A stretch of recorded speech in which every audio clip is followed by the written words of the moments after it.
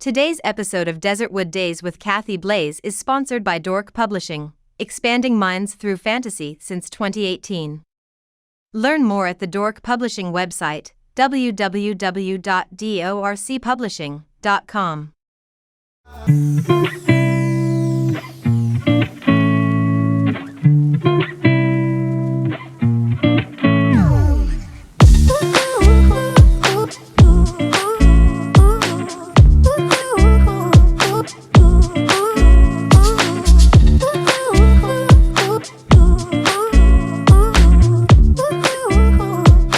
Welcome back to Desertwood Days, and today we have a very special guest. I'd like to introduce Mr. Dirk Van Leenan. Hello there. Such a pleasure to have you here with us today. Thank you for joining us. So, Mr. Van Leenan, you are an author, and one of the books that I'm interested in talking to you about is Resistance on a Bicycle. Okay.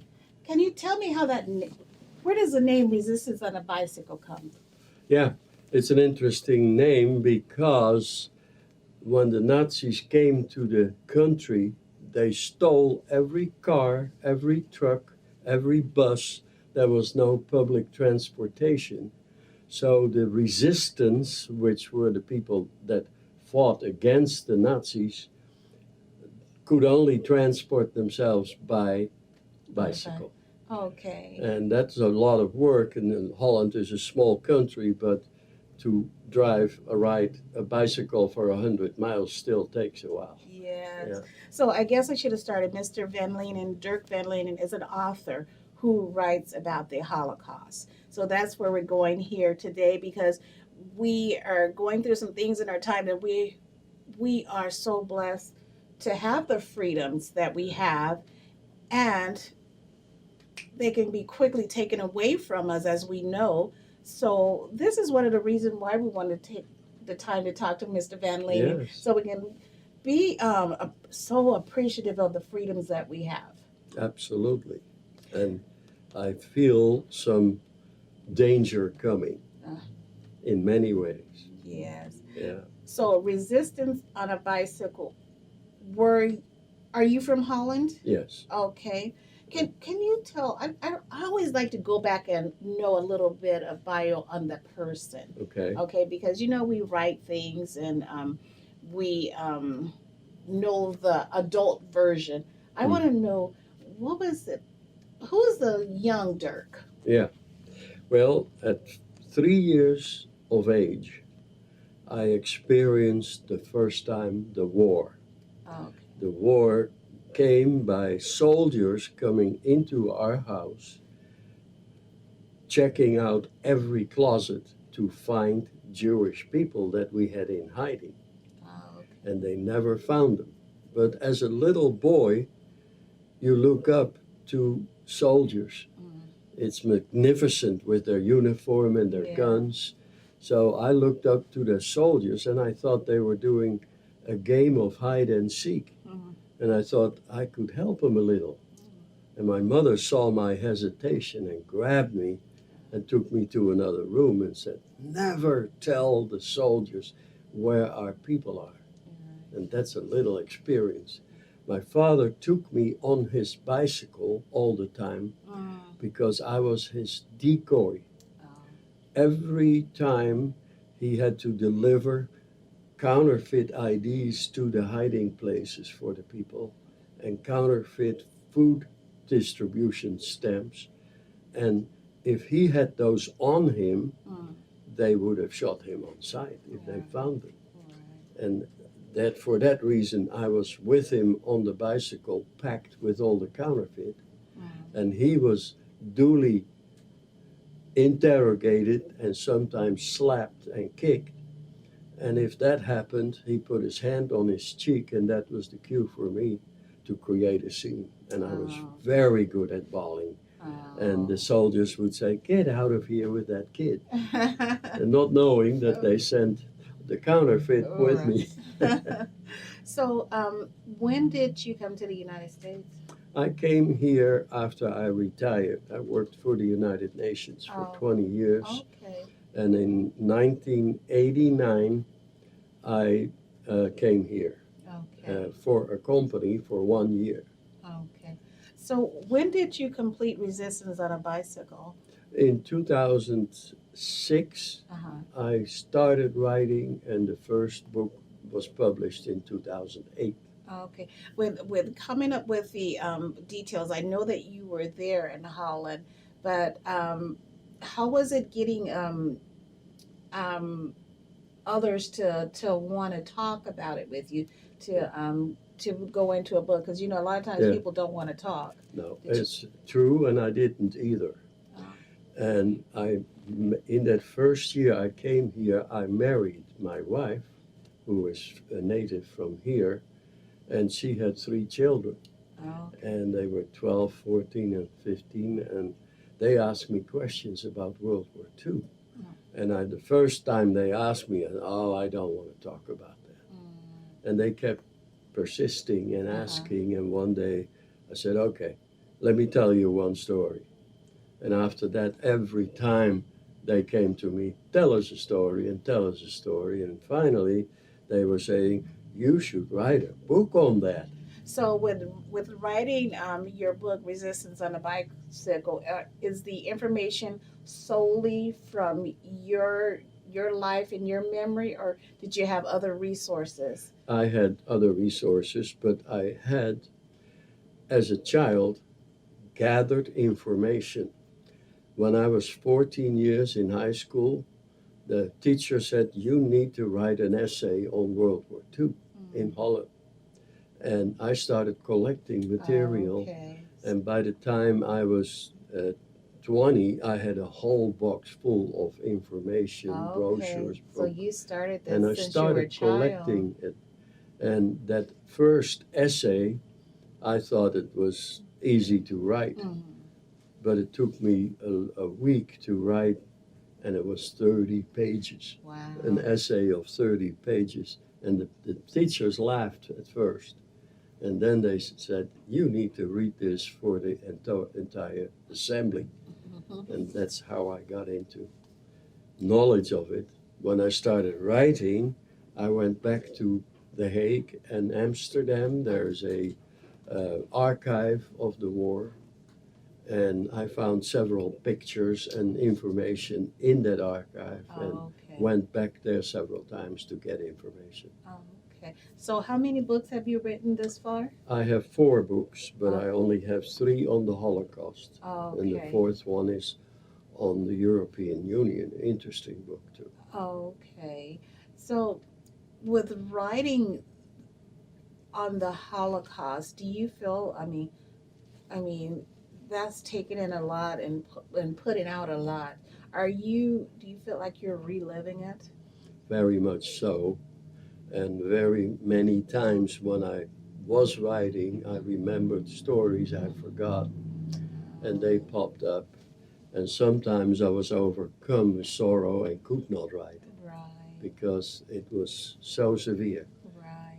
That saying that writing is therapeutic is It so is. true, especially if you're a writer.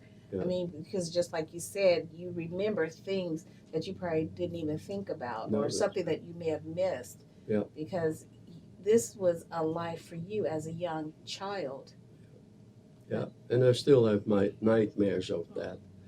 But I studied horticulture, became a horticulturist, but I also got a degree in English and writing.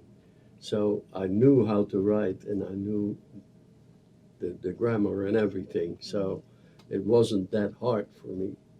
Right. So you say that you still have nightmares. What do you do to get past that? Is there any type of self-care things that you do to Not really. help you get past that? No, it really is, comes in a dream, and you wake up in the morning and it's very, very sad, Right. and you have to go your way again because Yeah. you're in freedom, and Right. freedom here. Right. Yeah. What does freedom mean to you? Freedom means being able to say and write what you want. That's very important. Freedom is also to be able to buy what you need. Mm. And a lot of times that wasn't possible in the Right. wartime. And so freedom is also to be able to go wherever you want. Yes. You're not restricted. Right. The COVID period reminded me a little bit of wartime Mm. because of restrictions in your Right. life. That's Right. not freedom. I know you have the 3 books here that you brought with us, and they're in chronological order. We've spoken about Resistance on a Bicycle.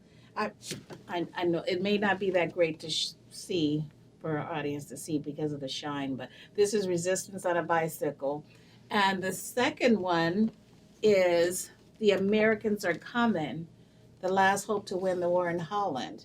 Can you tell us a little bit, just a little bit about this one? Yeah. What took you there? The title, The Americans Are Coming, is interesting because whenever something bad happened during the war, and that happens all the time, the people would sigh and say, but the Americans are coming. Mm. And in the eyes of the Dutch people, everyone who spoke English was American, whether they were Australians or British or Canadian. Uh-huh. The Americans are coming. And there were many bad things that happened. Mm. Shortages of food, Right. very hard times with food, and that's in that book. But also war situations, like a group of 200 paratroopers of the Canadian Army landed in Holland one day. And they were supposed to make a way for the Allied troops to come into the country, but they had to fight with their handguns against machine guns and tanks. And that story is in there, and many others. I have a question to ask. We've been hearing this a lot, even lately, that there's a shortage of food, a shortage of this. We live in a place where things are plentiful. Yeah, Okay, I mean, I remember growing up, my grandmother would sit in the front yard and she'd eat a peach and she'd immediately plant the peach seed or whatever it is. I mean, she had a garden in the backyard. We have so much land, things should be growing plentiful everywhere. yeah. So why is there a shortage? I don't get that. Yeah. Well, there's a shortage because it's wrongly distributed Mm. and wrongly produced as well. So that goes back to freedoms. Things are being freedom, taken away yeah. from certain people. Yeah, Okay. all the rules and regulations that are put on farmers nowadays Mm. make it difficult for them to operate. Mm. And in the wartime, it was worse because all the soldiers of the Germans were in the army. They had no time to produce food. Right. Their wives had children at home and they had no time to produce food. Right. So instead, the Nazis would rob every country of their food. Mm. They would come to a farmer and load up all the cows and bring them to a slaughterhouse and ship them to Germany for food for the Germans. Mm. As a result, there became a distribution of food, and you had to get a special distribution stamp to buy a loaf of bread. Wow. Well, I want to get to all the books, and Yeah. then the next one we have here is The Last Train to the Concentration Camp. This is the third. That is Right the third here. one. Yeah, Okay. Can you just give us a smidget on this one? yeah. Because we want them to go and purchase Yes. the books. Uh-huh. Well, in the last month of the war, that is in 1945, in April, there was one Nazi captain, a Gestapo officer, who was hellbound to catch my father. He knew my father was the head of the resistance in The Hague, but he was never able to catch him. And that was because my father operated with other operators, and he had a fantastic way of avoiding the Nazis. So this one Nazi captain followed him with 2 trucks for 2 weeks. And they had binoculars, so they stayed far behind, and my father did not know he was followed. Oh, okay. And he was on his way to visit all the hiding places and tell the people, don't let anybody out yet. You hear rumors of the liberation, but it isn't there yet. And we've had one person, one farmer release the people, and they were arrested still, and they told where they were and the hiding places, and they were a danger to the hiding places. And what was the name of the fourth book? The fourth book is about the European Union, has nothing to do with the war. Okay, So, but okay. it's a thriller of a book. Yeah. Wonderful, wonderful. Yeah. And what's the name of that book? It's called The End of Unemployment, which Okay. is quite a title, Okay. which is loaded. So I also know you won some awards. Yeah. Can you tell us a little bit about your Yeah. awards? From the Jewish Society, I received the Shakar Award, which is that there.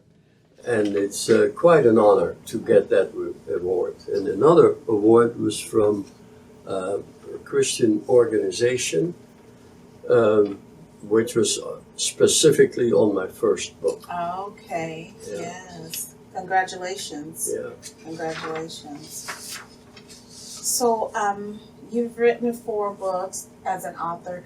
Where do you see all of this in 5 years? What more do you want to do with this? Where do you want to take it I'm to? already working on the movie. Okay. I wrote the script for it about a year or 2 ago, and I had it sitting there, and I feel that I have to put more in that movie. So I'm working on it again, and as soon as the script is ready, there are several publishers that are willing to make a movie. Wonderful. And the movie will definitely be a good one, because the people that I have are very interested. So is your plan to sell the script, or you want to produce this and be a part of this? I will want to be part of it. In fact, I want to be in the opening scene. Okay. And I will be also directing partly about clothing and about situations, because you want to make it as authentic as possible. Sure. Yeah. And in the meantime, I do a lot of talks all over. Okay. For book clubs, for resorts, for retirement homes, for VFW a lot, the foreign war veterans. And so the talks give me publicity, but also gives me the chance to tell my story. And that's great. That is awesome. You know, well, coming from a person of color, that ancestors have gone through things, and you know, you'll hear people say, well, you guys should get over it. What do you say to that? That's not right, because it is in a period of time of which we can learn. And now that I do my talks, I get questions about the Ukraine. And I'm getting questions about shortage in this country. So it touches the world, and never forget history. That's true. When I sign a book, I always write in never forget. Yes. Because that is important. Do you feel like there's people that want us to forget? Those people that want to forget this are people that don't even believe it happened. Because anybody that knows that it happened, they tell their story. Yes. And so... And that's the thing, you have a voice, always tell your story, no matter what your story is, That's tell right. your story. I do a lot of teaching at schools, and they don't buy my books, so I do that for free. Yes. But it's part of my hobby to make sure that the kids also know, and they hang on my lips when I do my stories. Right. Yeah. So where can our audience find you? They can find me under my name. Okay. If they put my name, complete Dirk Van Leenan as one word, .com. Okay. They will find my website with my books, with my stories, with the possibility of booking me for a talk, and also possibility to buy my books. Wonderful. Yeah. Thank you for joining us here today. All right. It was a pleasure, and keep telling your story. Thank you. Keep I telling will. your story. Yeah. And thank you for joining us here today on Desertwood Days. And you have a beautiful 4th of July. Desertwood Days.